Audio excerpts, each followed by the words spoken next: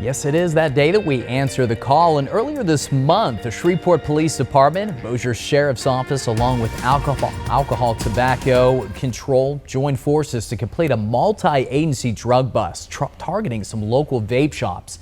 It was a big one. SPD said several pounds of illegal narcotics were found. So let's get the latest on this investigation, some of the key players involved, and Corporal Chris Bordelon with SPD joins us now with the very latest details. And yeah, Chris, you and I were just talking. This was a pretty sizable bust and first of its kind in a lot of regards. Yeah, it was a really awesome operation. You know, we don't get to always partner with Bossier Sheriff's Office, and they really brought a lot of intelligence and a lot of information to this, and we were able to run multiple search warrants here in Shreveport, starting with 3 individual shops and then working into some other locations where I believe in one day we ran up to 9 search warrants. Wow. And when you total everything together, between us and the Sheriff's Office in Bossier, we took almost 400 pounds of narcotics off the street, seized over $30,000 in cash from illegal narcotics activity. So it was a really good operation, put some people in jail, and also took a lot of really dangerous products off the street. Absolutely. The key word there being illegal. Chris, saw some of the community members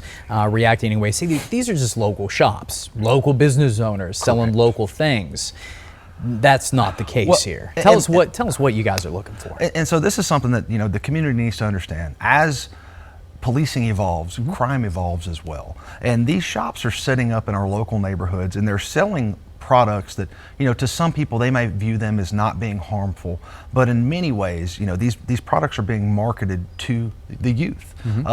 Much of what they're selling is made to mimic the looks of candy or other things that would appeal to young people, and it's being sold next to items such as jelly beans or grapefruit snacks. Wow. In a manner in which the kids think this stuff is safe for consumption, and it's really not. We don't even have any idea the long-term effects of these products, but we do know that in some cases they are causing great harm, and they're causing great harm to young people. And not only that, most of the time these are products that are completely unregulated. Absolutely. You're kind of hoping that whoever is bottling these or whatever you do to them, hoping that they have your best interests in heart, right? You're not talking about medical pros. Absolutely not. These chemicals and these drugs that we're seeing, the entire purpose behind them is to alter your state of mind. And when you talk about doing that, and you talk about these individuals that are creating this stuff, they're not creating it in some high-tech lab. Some of this stuff is being made in basements or overseas in areas that we have no idea the conditions in which they're being made.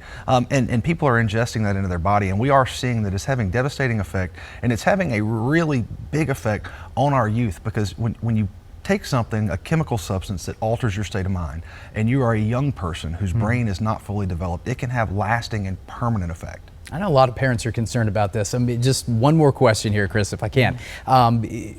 What advice would you give for maybe the shop owners that didn't get busted right now, that have these products in their stores? Well, we know the people that are selling these things, and if we don't know, we're going to find out. We know that the narcotics game is changing.